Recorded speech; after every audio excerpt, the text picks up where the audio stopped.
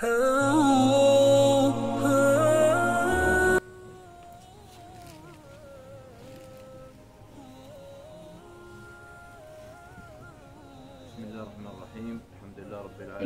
salatu salam ala nabina Muhammadin wa ala alihi wa sahbihi ajma'in. Alors hier, le thème d'hier c'était sur les noms d'Allah subhanahu wa ta'ala, ses attributs. Alors avant de commencer le cours d'aujourd'hui, j'aimerais poser une question à un jeune. Ici il répond correctement, il va gagner cette traduction. Là ils tournent tous leur tête là. Non mais c'est vous qui l'intéresse. Vous étiez là hier. Alors qui est capable de me citer 10 noms d'Allah de sa mémoire sans se tromper?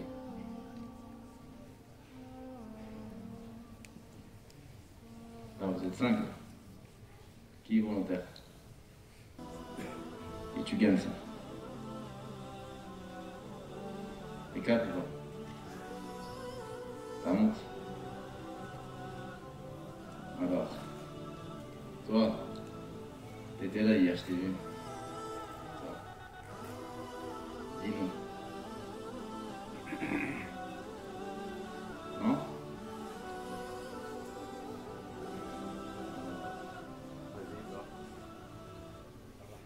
Ar-Rahman, Ar-Rahim, Al-Malik, Al-Quddus, Al-Salam, المؤمن المهيمن العزيز الجبار المتكبر.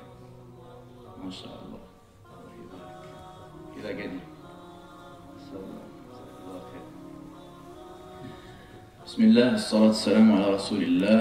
Donc aujourd'hui, bi'idhnillah, on va parler d'un hadith rapporté par l'imam Muslim dans lequel le prophète sallallahu alayhi wa sallam dit: Inna Allah yuhibbu al-abda at-taqi Al-Ghani, Al-Khafi.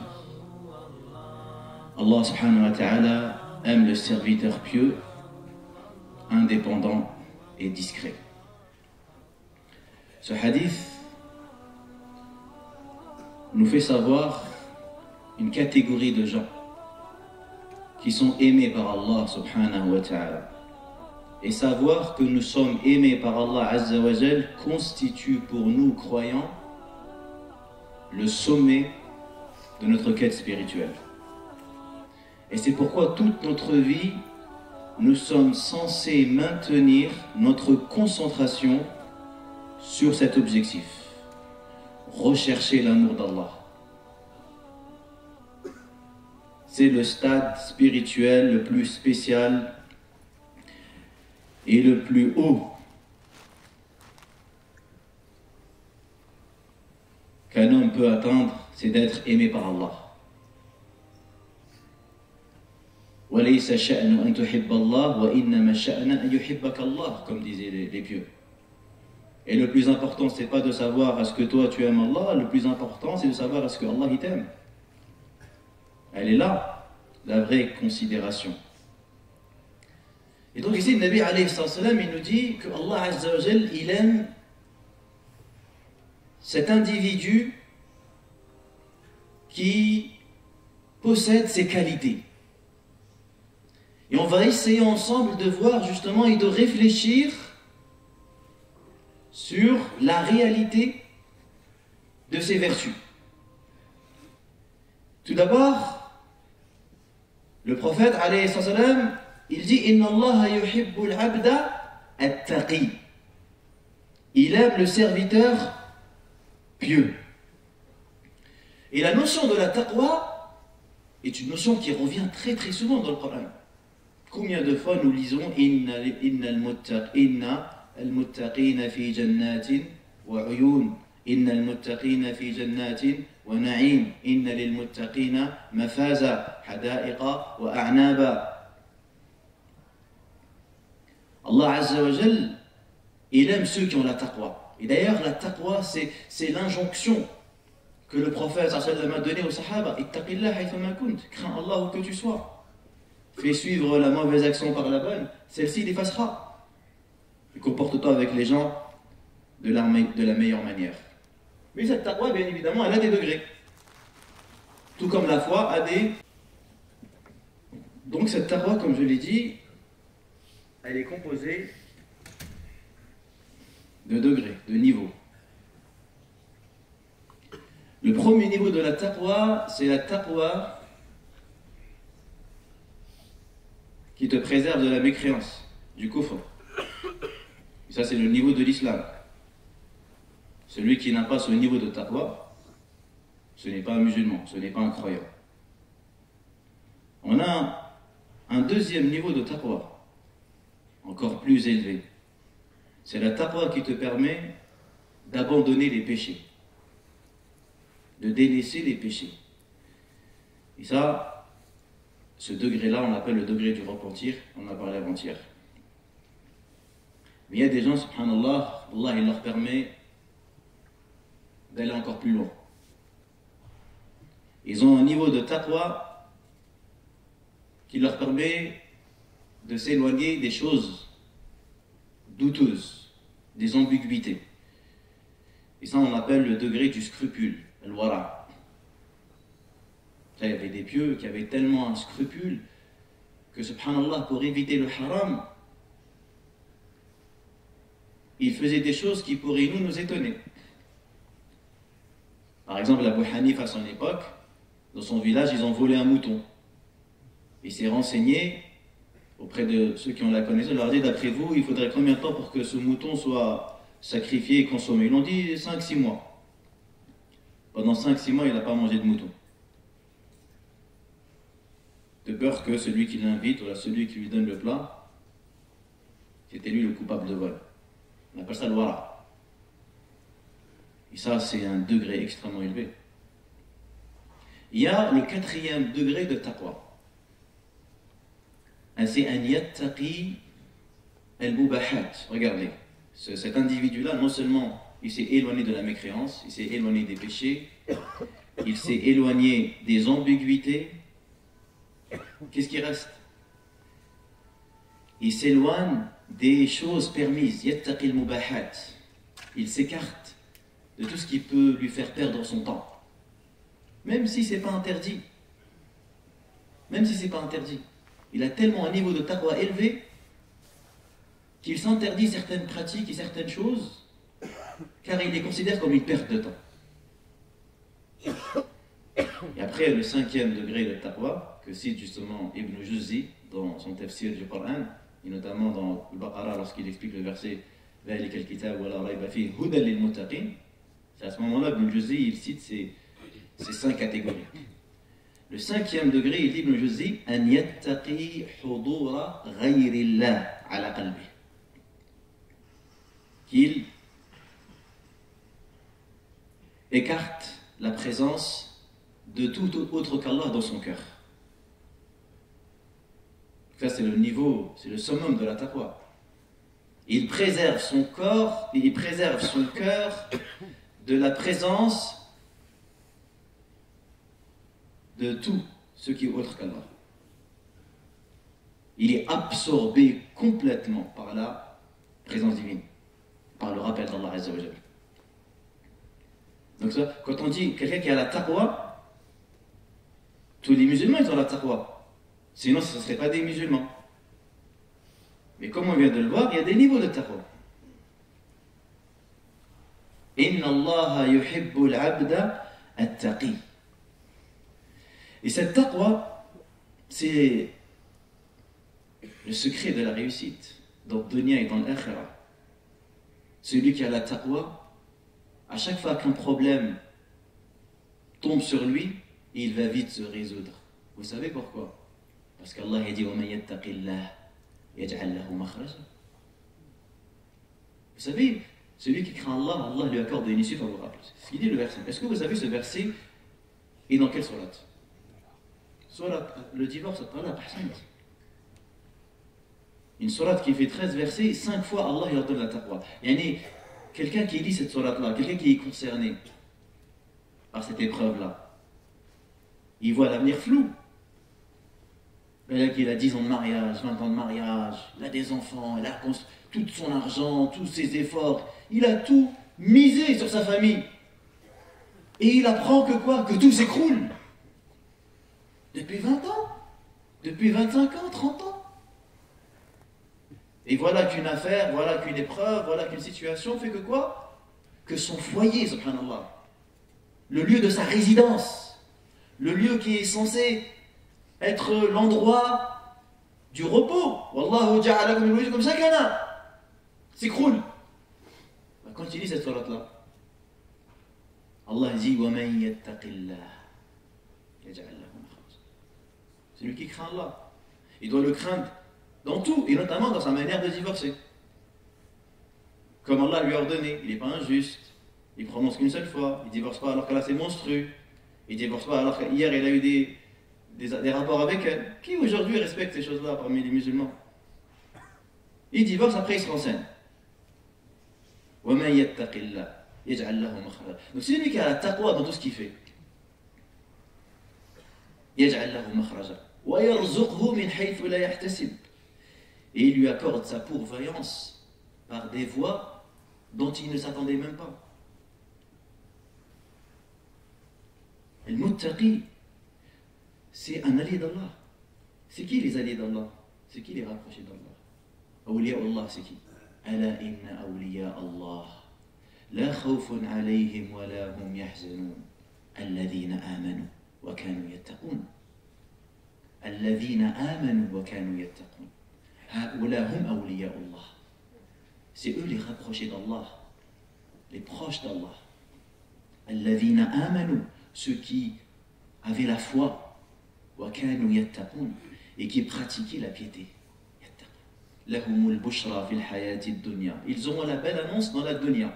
Certains ulama, ils ont dit, la belle annonce dans la dunya, c'est les rêves qu'ils vont voir. Ou que les gens pieux, ils vont voir des rêves agréables en leur faveur. Wa fil akhirah.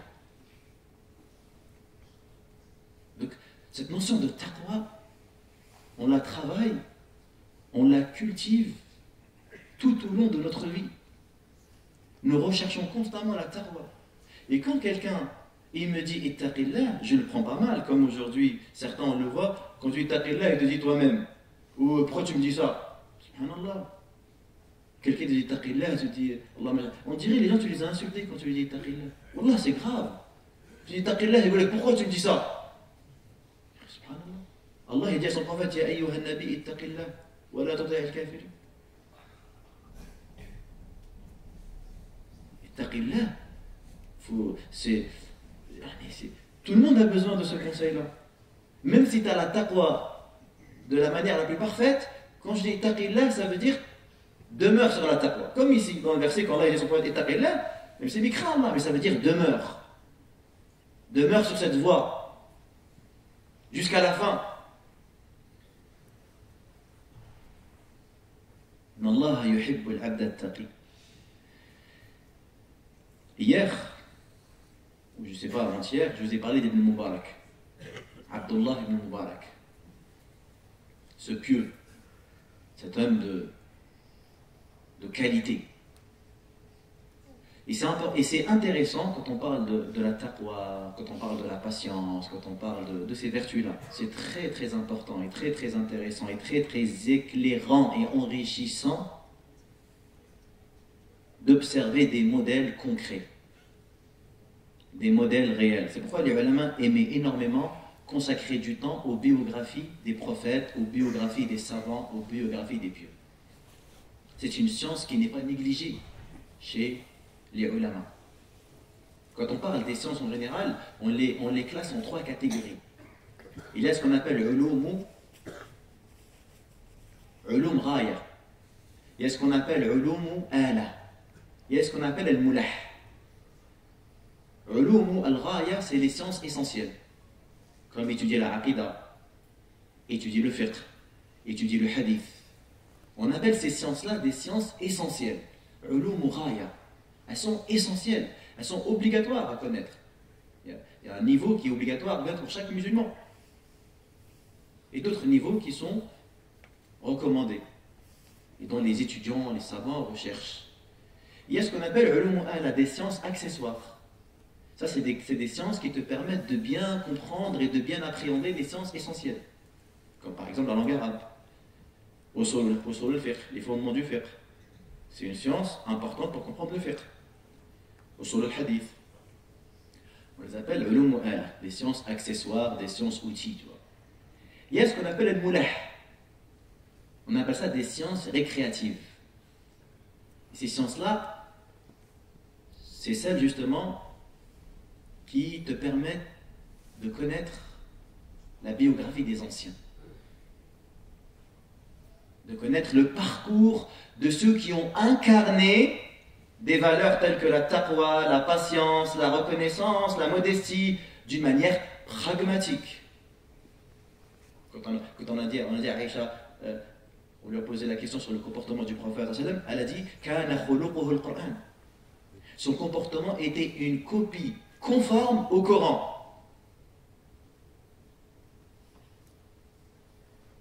Et ça, c'est une chose qui est importante pour nous. Et même dans le Fatiha, Allah Azza wa Jal nous appelle à nous renseigner sur le parcours de ces gens nobles. Quand on dit Ihdina sirat al-mustaqim, guide-nous vers le droit chemin. Sirat al-ladhina an'amta alayhim, le chemin de ceux que tu as comblés de tes faveurs. Donc normalement, quand tu parles tous les jours tu mentionnes ces gens que Allah il a comblés de ses faveurs. Normalement, tu dois te poser la question suivante. J'aimerais bien en savoir un peu plus sur ces gens-là. J'aimerais bien connaître leurs détails, comment ils priaient, comment ils jeûnaient, comment ils faisaient sadaqa, comment ils se comportaient avec leurs femmes, leurs enfants, leurs voisins, quand ils tombaient malades, comment ils se comportaient, comment ils faisaient des du'a. Parce que moi, j'aimerais bien être comme eux. Tu vois? Donc là, on va essayer de citer quelques exemples, justement, de ces gens que Allah Azza wa Jal a accordé la taqwa, la piété. On va commencer par le Nabi sallallahu alayhi wa sallam. Le Nabi sallallahu alayhi wa sallam. Et quand on parle de taqwa, donc taqwa c'est quoi? Taqwa c'est la crainte d'Allah. C'est la crainte révérentielle. La meilleure définition qui a été donnée de la taqwa selon les savants, c'est celle de Talq ibn Habib, qui est un tabi'i, quelqu'un qui a appris sa science chez les compagnons, qui a côtoyé les compagnons. Un jour, il y avait de la fitna, il y avait de la fitna à son époque, et souvent les gens, quand ils lui demandaient conseil, comment on fait pour se protéger de la discorde, de la fitna, il leur dit, faites preuve de taqwa. Ils ont dit, mais tout le temps tu nous parles de taqwa, donne-nous une définition de la taqwa. Arrive la taqwa. Et là, a donné une définition selon Ibn Taymiyyah, selon Wahhabi, selon plein de... Pour eux, c'est la définition la plus complète de la taqwa. Il a dit taqwa Allah, an ta'mala bi ta'atillah. C'est que tu accomplis l'obéissance d'Allah. Ala nourin min Allah, avec une lumière qui vient d'Allah. Tarju thawab Allah, tout en espérant la récompense d'Allah. Wa an tatruka ma'siyat Allah, et que tu délaisses, que tu abandonnes la désobéissance à Allah. Ala nourin min Allah, avec une lumière qui vient d'Allah. Makhafata iqabillah, tout en craignant le châtiment d'Allah. Donc non seulement la taqwa c'est une action, mais pas de n'importe quelle manière. Non, une taqwa, une action qui provient d'une lumière venant d'Allah, c'est-à-dire d'une science. Et tout en espérant la récompense d'Allah. Et de délaisser la désobéissance avec une lumière venant d'Allah. C'est pour ça que les ulama, ils ont écrit des livres sur les péchés. Zahabi, il a écrit Al-Kaba'ir, les grands péchés. Pourquoi il cite les péchés? C'est pour que tu apprennes que ces choses-là, c'est des péchés et c'est grave. Et ça nuit à ta foi, ça abîme ta foi. Et donc, regardez le niveau de taqwa qu'avait le Nabi sallallahu alayhi wa sallam. Qu'on comprenne justement, comme ils ont dit les ulama, l'endroit le plus vaste, le plus beau, le plus épanoui, c'est la poitrine de Mohammed sallallahu alayhi wa sallam. Vous voyez, on a parlé hier des noms d'Allah, on a parlé de la vie du cœur. Imagine un peu comment devait être la cœur du bien-aimé alayhi sallam. Ibn Mas'ud dit Allah est dans les cœurs de tous les hommes. Il n'y avait pas un cœur plus bon que celui de Mohammed, il l'a choisi comme prophète et comme messager. Je vais juste citer un seul exemple. Un hadith rapporté par l'Imam Ahmed dans son Musnad. Il rapporte qu'un jour, le Nabi sallallahu alayhi wa sallam tadawwara dhata layla, yani jazi'a wa sahira. Il a été touché d'une insomnie. Une nuit, le prophète sallallahu alayhi wa sallam ne trouvait pas le sommeil. Alayhi salatu wa sallam. Jazi'a wa sahira. Faqila lahu fi dhalik. Les sahaba lui demandent, ya Rasulallah, qu'est-ce qui t'arrive? Il dit, alayhi salam, inni wajadtu tamratan saqita. J'ai trouvé une date qui est tombée. Fa'akaltuha, que j'ai mangé. Thumma dhakartu tamran kana indana min tamri sadaqa. Puis je me suis rappelé d'une quantité de dates que j'avais qui provenait de la sadaqa. Vous savez que Allah il a interdit au prophète sallallahu de manger de la sadaqa. Il a interdit la sadaqa, ainsi qu'à sa famille, sa descendance. Donc il dit, je me suis rappelé que j'avais une quantité de dates qui provenait de la sadaqa. فما أدري أمن ذلك كانت التمرة أم من تمر أهلي ذلك الذي أسهرني. Et je ne sais pas, est-ce que cette date que j'ai mangée, elle provient du sac de la sadaqa, ou est-ce que c'est une date qui provient de ma famille? C'est ça qui m'a provoqué l'insomnie.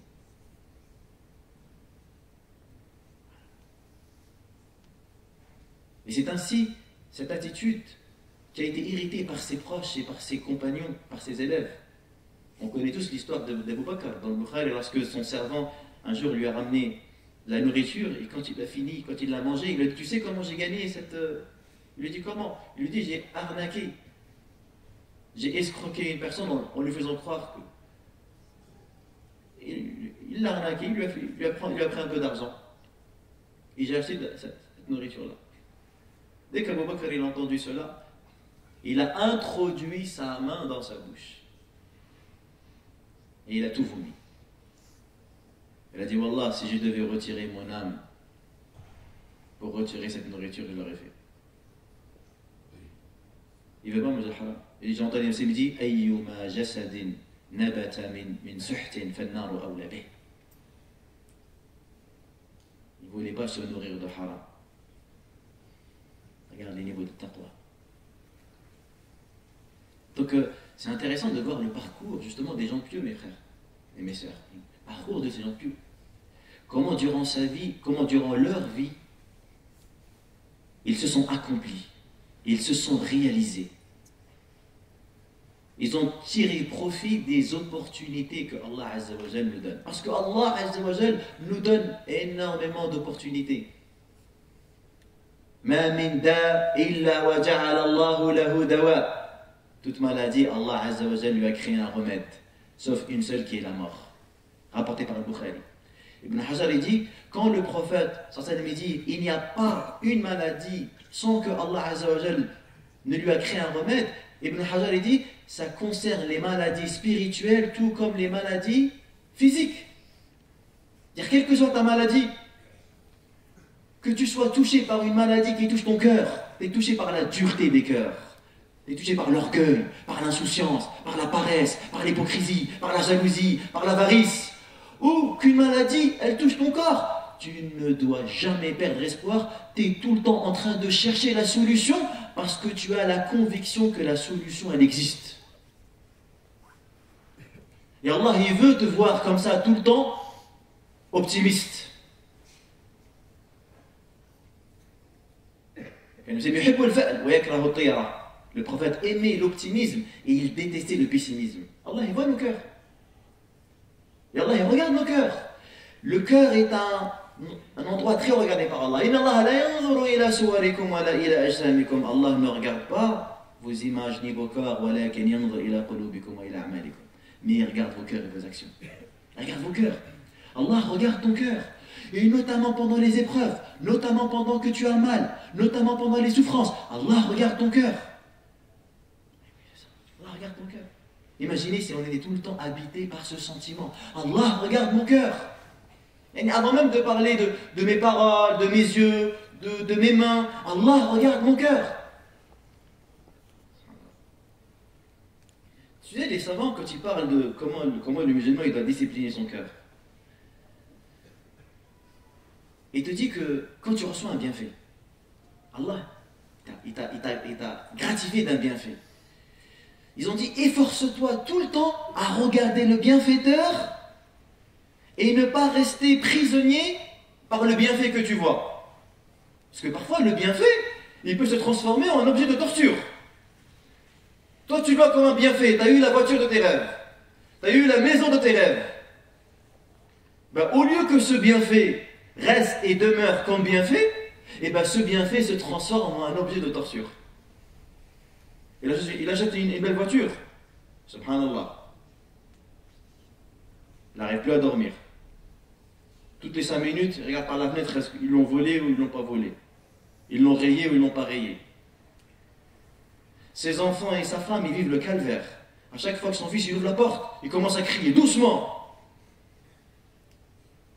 Il rend la vie de sa famille insupportable. Et son cœur, il est complètement omnibulé par cette voiture. Il pense qu'à ça, qu'à la voiture, à la voiture, à la voiture, à la voiture. Il devient fou. Et il est prêt à planter quelqu'un, à tuer une âme que Allah Azza wa Jalla a rendue sacrée. Pourquoi? Parce qu'il a rayé ou il a cassé sa voiture. Ça, c'est des cas qui existent, ça. Donc il te dit que quand tu reçois un bienfait, efforce-toi toujours de regarder le bienfaiteur. C'est le bienfaiteur qui l'a donné. Comme ça te permettra de rester toujours éveillé, de ne pas tomber dans l'insouciance, de ne pas rester prisonnier de cet objet matériel et de voir le bienfaiteur pour le remercier, pour en faire un bon usage.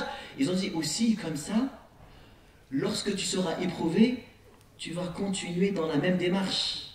Parce que pendant l'épreuve, le croyant ne doit pas regarder et rester fixé, et le croyant ne doit pas fixer l'épreuve, mais il doit regarder celui qui éprouve. Parce que si pendant l'épreuve, tu regardes seulement l'épreuve, tu vas accroître ta souffrance. Tu vas te faire beaucoup de mal. Par contre, si tu t'efforces pendant l'épreuve de regarder et d'observer et de méditer à propos de celui qui t'a éprouvé, à ce moment-là, ce rappel va procurer chez toi un soulagement. Parce que tu sais pertinemment que si Allah te fait vivre cette situation, c'est que certainement il y a du bien, il y a des leçons, il y a une progression à avoir. Et tu sais très bien que Allah Azza wa Jalla est tellement miséricordieux que cette épreuve est et sera de courte durée. Et elle ne va jamais durer. Inna ba'da al-usri yusra. Inna ba'da al-usri yusra. Certes, après la difficulté, il y a la facilité. Donc, regardons les exemples de ceux qui ont réalisé la taqwa. J'ai parlé d'Ibn Mubarak. Ibn Mubarak, le Hassan ibn Ali, c'était son servant. C'était son domestique. Et Zahabi rapporte ce propos. Il dit, un jour, un groupe de gens se sont rassemblés. اجتمع جماعة فقالوا تعالوا نعد خصال ابن المبارك. Venez, on essaye d'énumérer les qualités d'Ibn Mubarak. Les gens qui le côtoient, qui le connaissent, viens, on parle de ses qualités. Ils ont dit l'ilm, la science. C'est un savant, il a écrit des livres très bénéfiques, Ibn Mubarak. Al-fiqh, l'adab, al-nahu, la grammaire, al-lugha, al-zuhd, l'ascétisme, al-fasaha, l'éloquence, al-shi'r, la poésie, qiyam al-layl, l'ibada, l'adoration, al-furusiya, l'équitation, al-quwwa, la force, tark al-kalam, fima la ya'nih, il parlait jamais, des choses qui ne le regardaient pas. Al-insaf, qillat al-khilaf, al-ashab. C'était aussi un commerçant qui était riche. Et disait là où la thalath, la marakabtu al-bahr. S'il n'y avait pas 3 personnes, j'aurais pas pris le bateau. Parce qu'il prenait en charge des savants de son époque. Il leur dit écoutez, vous vous occupez de rien d'autre que du ilm et enseigner les gens. Je m'occupe de votre salaire. Hada ibn Mubarak, regardez. Un homme qui s'appelle Qasim ibn Muhammad, il a dit quoi? Il a dit Kunna nusafiru ma'a ibn Mubarak. On voyageait souvent avec lui. Il dit Wa kathiran ma yakhtaru bi bali bi ayyi shay'in fuddila hadha ar-rajul. Il dit à chaque fois quelque chose traverse mon esprit, qu'est-ce que cet homme a fait pour avoir tant de mérite? Qu'est-ce qu'il a fait? In kana la yusalli inna la nusalli. S'il prie, nous aussi nous prions. S'il jeûne, nous aussi nous jeûnons. S'il fait le hajj, nous aussi on fait le hajj. Il dit un jour, durant un voyage, alors qu'on se dirigeait vers le pays de Sham, on a fait une halte. On a allumé des bougies, etc.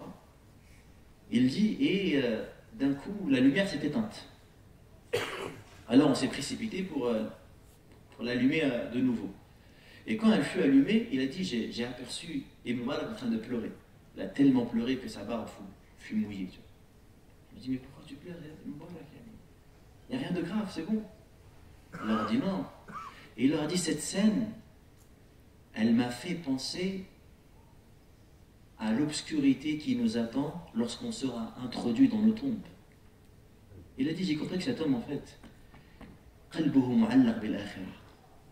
son cœur, il est attaché à l'au-delà.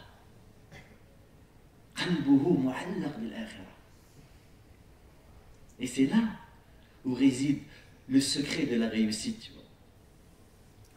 Inna Allah yuhibbul abda taqi. Allah, il aime le serviteur. Écoutez bien, il est pieux, donc il est d'un niveau de piété élevé. Et en même temps, regardez, il est khafi, il est discret, il est anonyme, il ne cherche pas à se faire remarquer.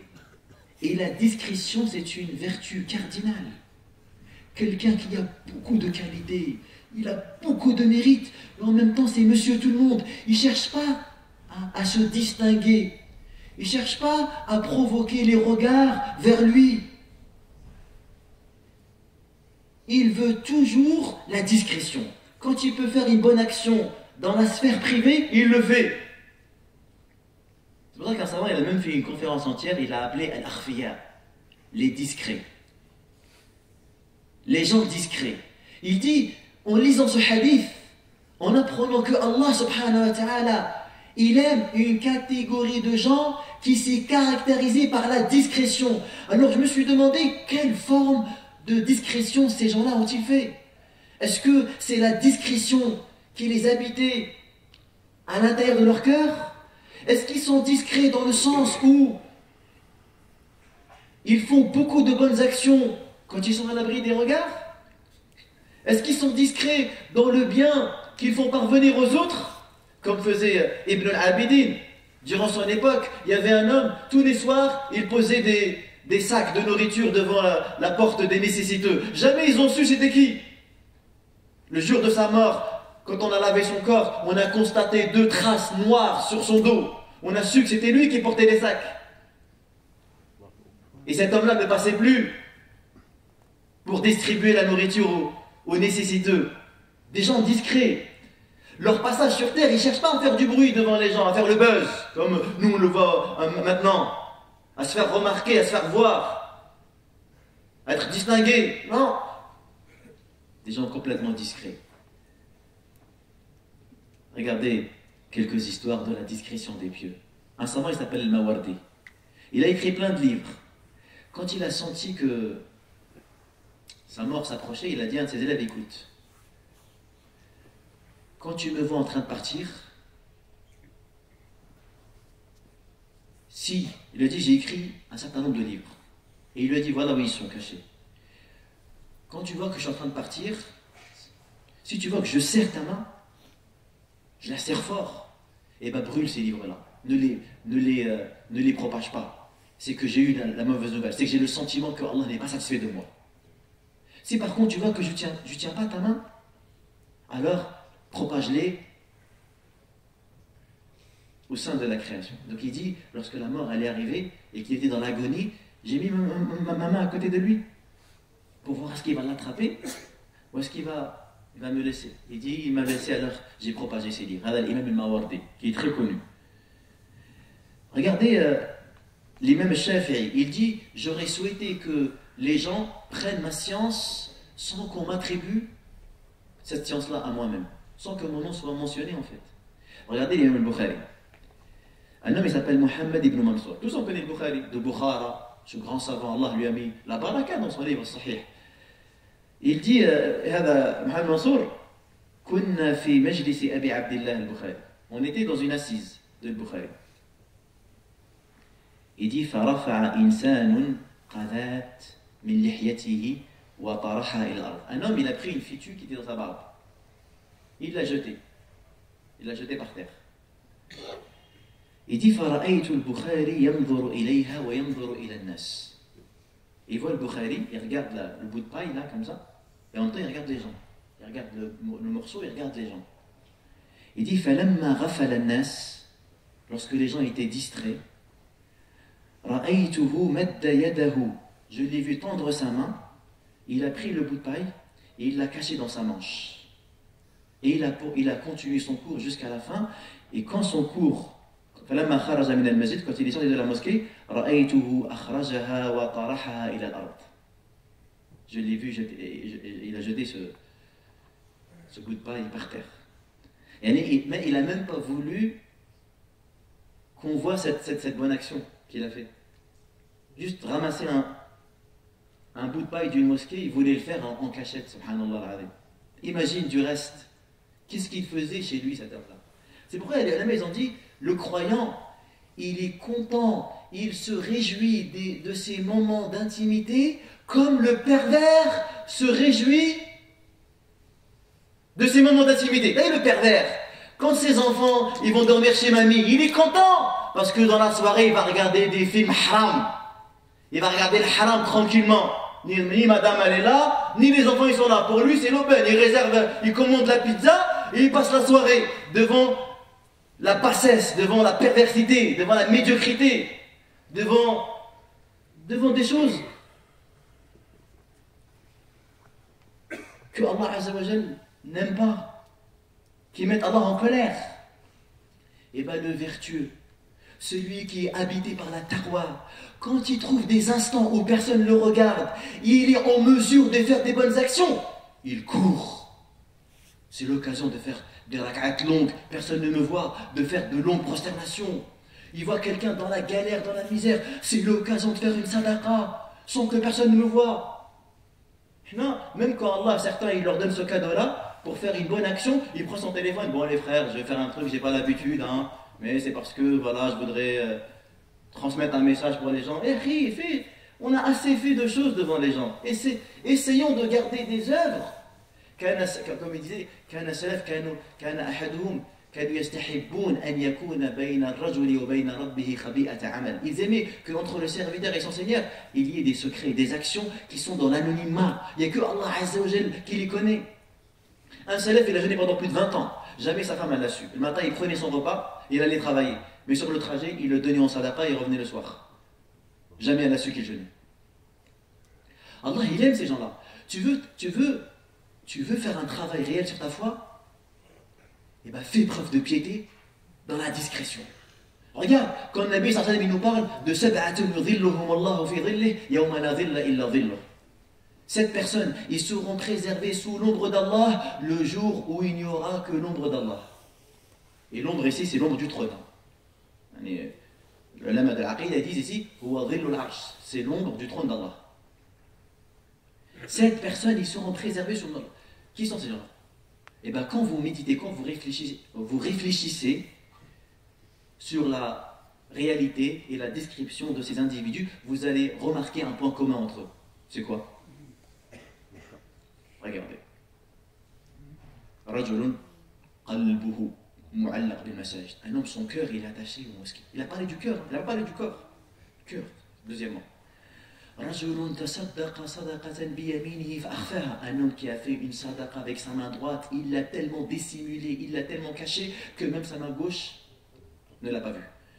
رجل ذكر الله خاليا ففاضت عيناه. Un homme qui a mentionné Allah dans la solitude et ses yeux ont pleuré dans la solitude. Quatrièmement, un homme qui est convoité par une femme belle et ayant un rang social prestigieux, et il lui a dit Inni akhafullah. Il a dit j'ai peur d'Allah. Rajulan tahabba fillah. Deux personnes qui se sont aimées pour Allah. Il t'aime pas parce que tu as de l'argent, parce qu'il n'a rien à faire, il galère. Non, la personne peut le vérifier ça. Il t'aime pour Allah. Un roi qui est juste. Donc vous voyez bien que ces gens-là, en fait, ils étaient sincères. Il y avait la piété dans leur intimité, dans leur moment de discrétion. Et ça, c'est pour ça que les ulama, ils ont dit que en lisant le hadith, justement, de Nabi Sallam, lorsqu'il nous dit 3 les trois premières personnes qui vont être châtiées en enfer. C'est qui? C'est des gens qui ont manqué à cette vertu cardinale et importante, qui est l'ikhlas. C'est un savant qui... Vous imaginez, la première personne qui va en enfer, c'est lui qui a appris le Coran. Et celui qui faisait des sadaqas. Et c'est lui qui a combattu jusqu'à la mort.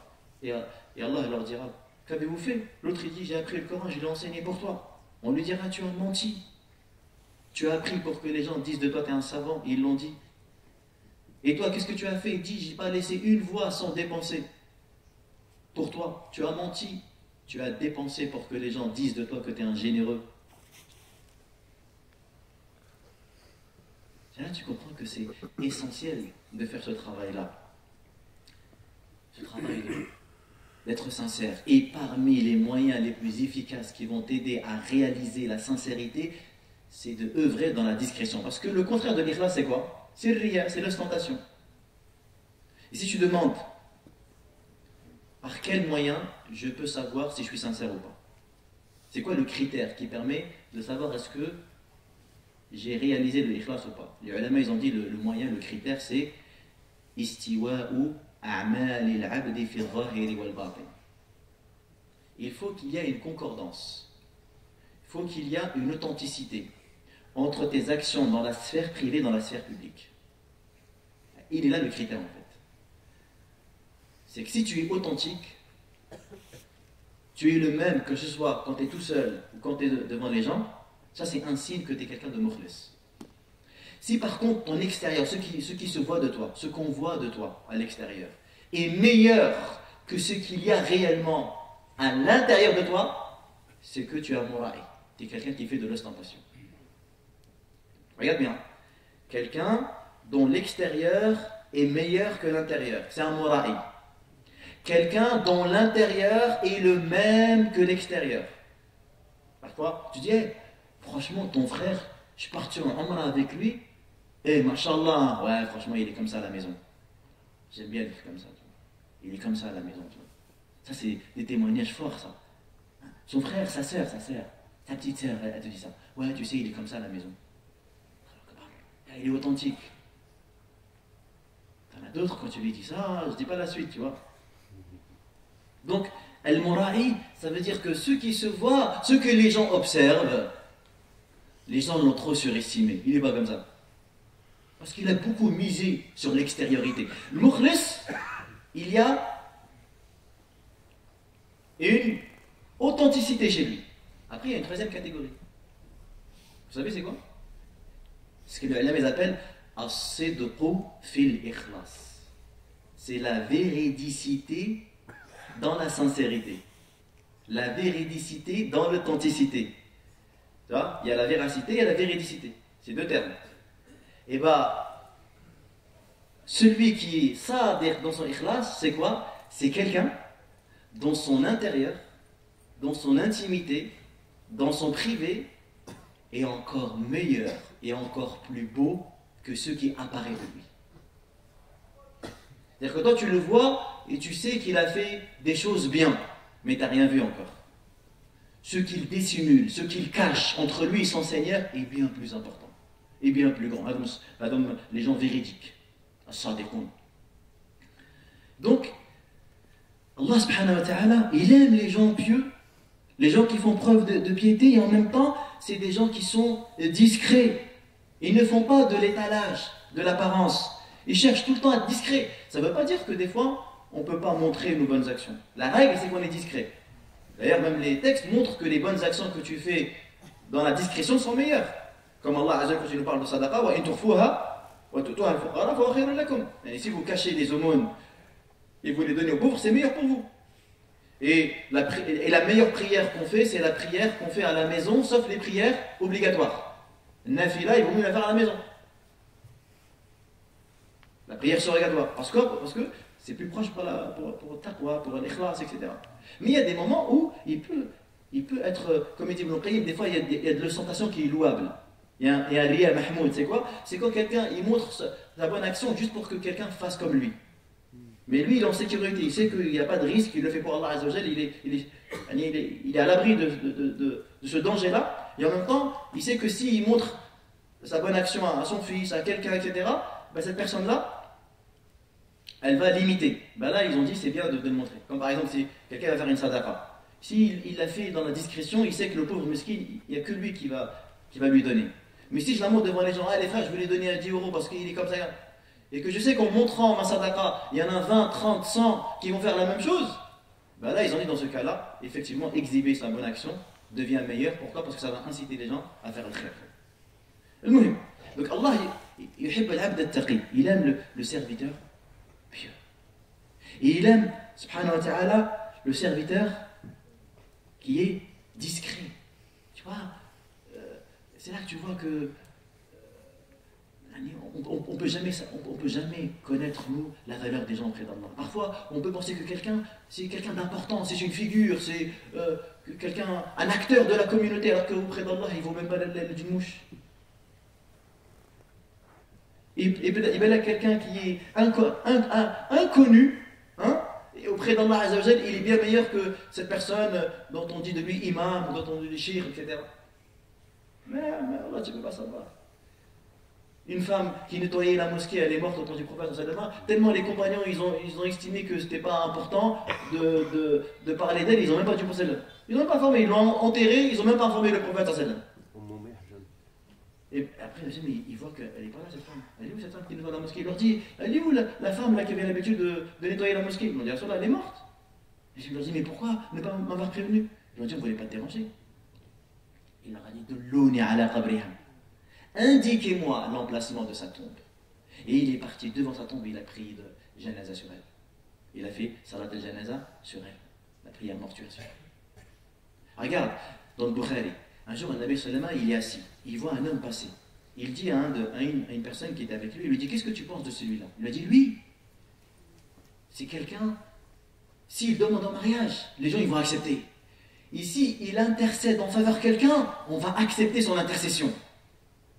C'est un homme riche, un homme qui était... il avait une certaine renommée. Quelque temps après, un autre personne y passe. Le prophète lui dit, qu'est-ce que tu penses de lui? Il lui dit, lui, s'il demande un mariage, on ne va pas accepter.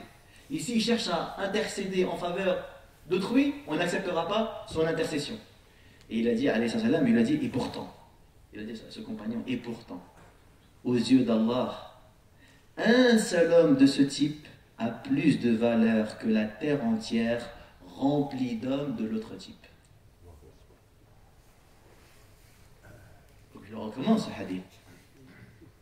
Et pourtant, aux yeux d'Allah, un seul homme de ce type a plus de valeur que la terre entière remplie d'hommes de l'autre type.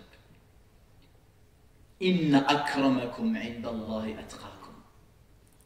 Et le Rasul, ça veut dire at-taqwa hahuna, at-taqwa hahuna. Mais t'as vu, nous on est tout en train de dire ouais, mais le cœur, c'est le cœur. Mais nous, quand on dit ça, c'est pour dire vraiment que ne me critique pas, regarde pas les péchés que je fais. Tu sais, c'est pour se donner bonne image, tu vois. On parle tous, illa man rahimallah. Mais en réalité, wallah, celui qui connaît les cœurs, c'est Allah Azza wa Jal.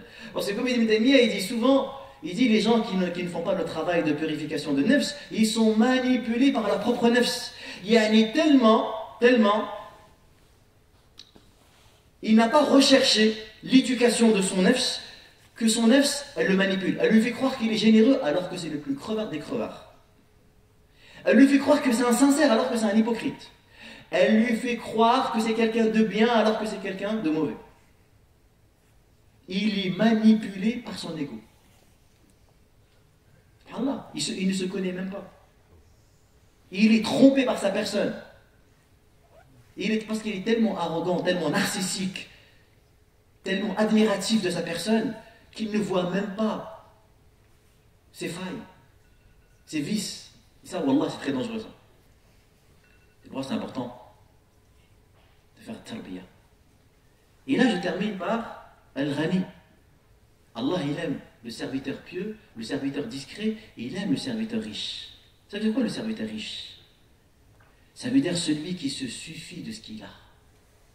Allah, il aime les gens, mes frères. Ils ont dans leur cœur, ils ont le qana'a. Il a le contentement. هي القناعة لا ترضى بها بدلا فيها النعيم وفيها راحة الجسد انظر لمن ملك الدنيا بأجمعها هل راح منها بغير القطن والكفن. Quand Allah il déverse en toi cette qualité qu'on appelle le contentement, tu te contentes du bien qu'Allah t'a donné, tu seras l'homme le plus riche, tu seras épanoui et tu vas consacrer ta vie à faire ce qui est bénéfique pour toi au lieu de perdre ton temps à te lamenter de ce que tu as. Quelqu'un qui perd la qana'a, Allah lui donne une femme, il est marié, il a une femme que des millions d'hommes rêveraient d'avoir. Et lui, il est en train de cracher sur les bienfaits. Tous les jours, il est en train de regarder les femmes dehors, il est en train de faire des comparaisons, de dire « Ah, mais pourquoi ma femme, elle est pas comme ça ?» Jusqu'à qu'il arrive même à un stade où il commet même zina. Allah lui donne le halal à la maison, et lui, il va se salir. Il va chercher la souillure à l'extérieur, alors qu'il a la pureté, il a l'ibada, il a le hasana dans son foyer. Et tu te demandes, mais c'est quoi la différence entre ce qu'il y a chez toi et ce qu'il y a dehors?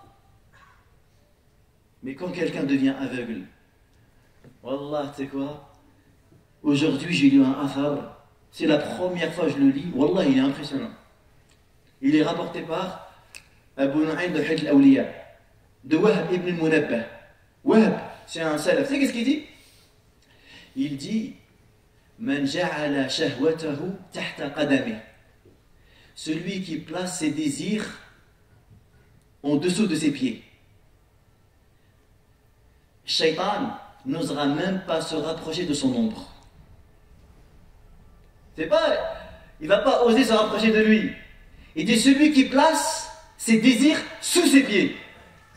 Et dès que son nefs elle commence à être capricieuse, à vouloir voir l'herbe est plus verte ailleurs, hein? Et bien, shahwa, ce désir-là, ce désir qui est d'ailleurs interminable, hein, si tu lui donnes carte blanche, celui qui le place sous ses pieds, il dit Shaitan n'osera même pas se rapprocher de son ombre.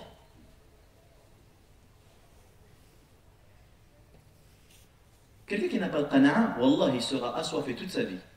Il a beau avoir ce qu'il veut, comme il a dit Nabi Sallama. Si on donne au fils d'Adam une vallée de richesse, il en vaudra une deuxième. وَلَا يَمْلَأُ جَوْفَ ابْنَ آدَمْ إِلَّا التُّرَابِ وَيَتُوبُ اللَّهُ عَلَى مَنْ تَابَ. Donc le musulman est quelqu'un qui cherche à se contenter, qui se contente de ce qu'il a. Et c'est quelqu'un notamment, il y en a, comment ils ont traduit Al-Ghani? Ils ont dit celui qui se suffit de ce qu'il a et donc il ne va pas tendre la main. Parce que vous savez, l'islam, il a blâmé la mendicité.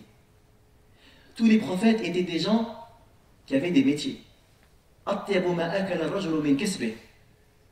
La chose la plus licite que l'homme ait à manger, c'est le travail manuel, ce qu'il a gagné avec ses mains. Adam alayhi salam était laboureur. Nuh alayhi salam et Zakaria étaient menuisiers. Idris, il était couturier. Ibrahim était agriculteur. Daoud alayhi salam fabriquait des côtes de mailles. Nabi salam, il était berger. Dans Sahih Bukhari, le prophète dit que l'un d'entre vous prenne une corde, et il escalade la montagne, et il ramasse des fagots de bois, et il les vend, est meilleur pour lui que de tendre la main aux gens et de leur demander des aides. Le musulman, il est digne. Le musulman, il est fier. Le musulman, quand il ramène à manger à la maison, quand il a des enfants, il sait qu'il aura ramené cette nourriture avec la sueur de son front. Il a utilisé le corps que Allah lui a donné pour gagner sa vie avec dignité. C'est pas je vis avec les aides, je vis avec les sadaqas. Je cherche à être autosuffisant parce que Allah il aime voir le serviteur autonome. Inna Allah yuhibbul abd at-taqi. Al-Ghani, Al-Khafi. Al-Ghani c'est l'indépendant. Je ne veux pas dépendre d'une créature. Est-ce que justement on est habité par ces valeurs-là? Parce qu'on doit être habité par ces valeurs-là. Les gens qu'Allah a gratifiés par la science et la piété, ils étaient comme ça. Regardez, je vais même vous étonner. Ibn Qayyim, il a un livre qui s'appelle, un livre sur la patience. Uddat al-Sabirin. Son titre, c'est Uddat al-Sabirin. Il dit que la patience, elle peut être obligatoire, recommandée, permise, déconseillée et haram. ينطبق عليها الأحكام الخمسة. Quand est-ce que la patience elle est obligatoire? Quand? La patience qu'il faut pour faire la prière. Parce que pour faire 5 prières, pour faire 5 prières, il faut de la patience ou pas? Il faut. Cette patience-là, elle est obligatoire. Pour ne pas tomber dans le haram, il faut de la patience ou pas? Cette patience-là, elle est obligatoire. C'est quoi la patience recommandée? Pour faire la sunna, pour faire tarawih, il faut de la patience ou pas? Est-ce que cette patience qu'il faut pour faire tarawih, elle est obligatoire, elle est recommandée? Elle est recommandée parce que tarawih lui-même n'est pas obligatoire. Elle est recommandée.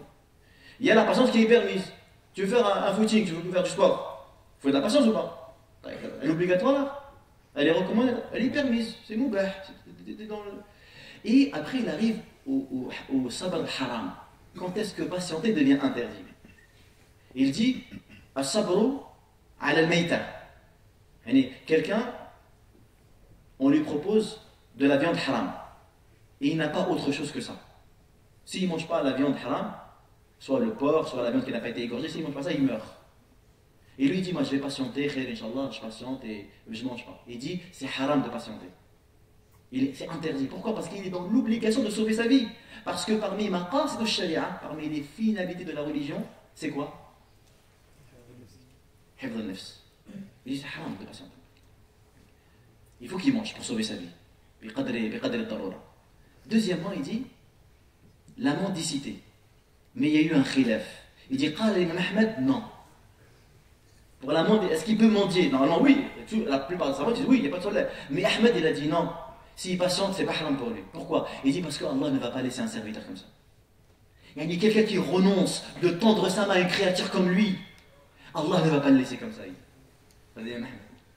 dit Allah ne va pas le laisser.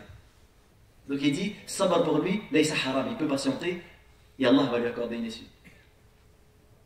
Et Ahmed, tu lis sa biographie, c'était quelqu'un qui était comme ça. Quand il était au Yémen, il n'avait pas d'argent pour rentrer à Bagdad chez lui. Le grand savant Abd al-Razak, le shir chez qui Ahmed était parti pour prendre le hadith, il lui a envoyé une trousse d'or. Il l'a refusé. Vous savez qu'est-ce qu'il a fait? Il a fait hammal. Il a porté les courses des gens, il allait au marché, il leur a dit qui veut que je lui porte ses courses pour 2 dirhams. Il a travaillé quelques jours comme ça en portant les courses au marché et il a payé son voyage et il est rentré à Bagdad. Donc quand il parle, c'est pas que ta théorie comme nous, il a Allah. Non, lui il lit sa tarjama. Quand il est mort, son fils n'a même pas trouvé de linceul pour l'enterrer. Et même le linceul, il n'y avait pas assez pour enterrer son corps. Il a refusé tous les cadeaux des rois, de Mahmoud, du roi Abbasside à l'époque. Un ascète. Les gens, subhanallah, regardez comment ils étaient les frères. Sahaba, quand ils ont fait la bay'a pour Sallama, bay'a wa nabi Sallama ala an ya'budullah wa an la yas'al an-nas shay'an. Et qui ne demandent rien aux gens. Les tabi'in, ils disaient, on voyait que Sahaba, quand l'un d'entre eux il était sur une monture, quand il faisait tomber la bride de son chameau, tu sais, la corde là, au lieu de dire à quelqu'un de lui ramasser, parce que, non, il descendait lui-même de son chameau, il prenait la bride et il remontait sur sa monture. Et il ne voulait même pas s'habituer à demander quoi que ce soit aux gens. C'est pour ça que Mawardi, il dit, les gens sont de 4 catégories. Men yu'in wa yasta'in. Il y a celui qui demande de l'aide et celui qui aide. Du donnant-donnant. Ça lui arrive de demander de l'aide, ça l'arrive d'aider. Deuxièmement, il dit, il y a celui, la yu'in wa la yasta'in. Jamais il demande de l'aide à quelqu'un, et lui, il aide jamais personne. Il est inexistant, tu vois. Troisièmement, il y a les gratteurs, les profiteurs, celui, yasta'in wa la yu'in. Il est pour demander de l'aide, il sait toujours le faire. Mais lui, il aide jamais. Et il dit, quatrièmement, c'est les meilleurs gens. La prunelle, la crème de la crème. Man yu'in wa la yasta'in. Celui qui aide et il ne demande jamais d'aide.